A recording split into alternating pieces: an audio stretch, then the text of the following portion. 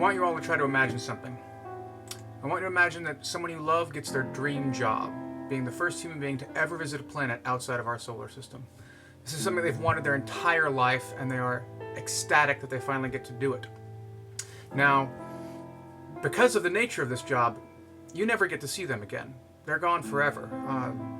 Nearest planet is sadly many, many light years away. They're barely going to make it to this planet in their own lifetime, much less make it back. And also because of the complications of near light speed travel, they can't send messages back, and you can't send messages to them. So you're never going to communicate with this person again either.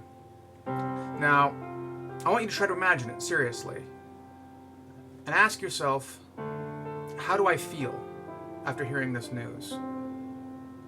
I suspect that, obviously you'd feel some sadness, of course, because you care about this person very much. You like them, you enjoy their company, but at the same time, you're glad because this really is what they wanted most out of life. It's what is going to make them feel the most satisfied in terms of fulfilling their own needs. Now, if that's correct, I also think that you should notice what you don't feel.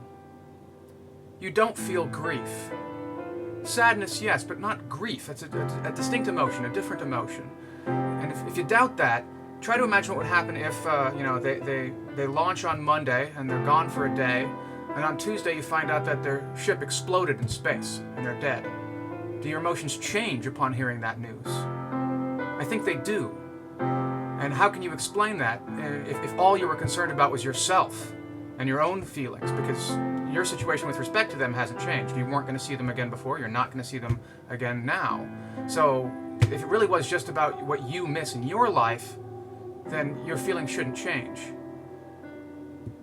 Grief, I think, is an emotion that we feel specifically when we know someone has lost something deeply meaningful. If you truly believe in heaven, then grief would have to be irrational. That's why you don't believe in heaven, because you feel that when people die, it's a tragedy, not a good thing, either for you or for them.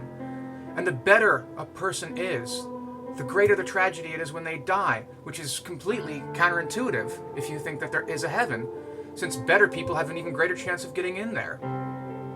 If there is a heaven, then dying is the best thing that could ever happen to anyone, and we should rejoice when people die.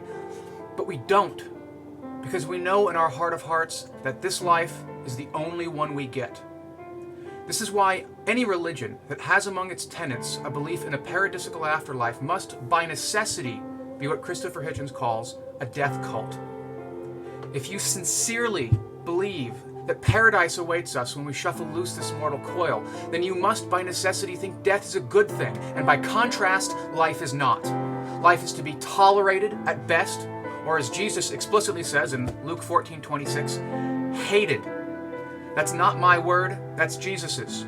If you believe in a paradisical afterlife, then you must hate your life and the life of everyone you love. Now ask yourself, do you hate your life? Do you hate the life of everyone you love? I hope you don't. And if you don't, then you don't believe in heaven.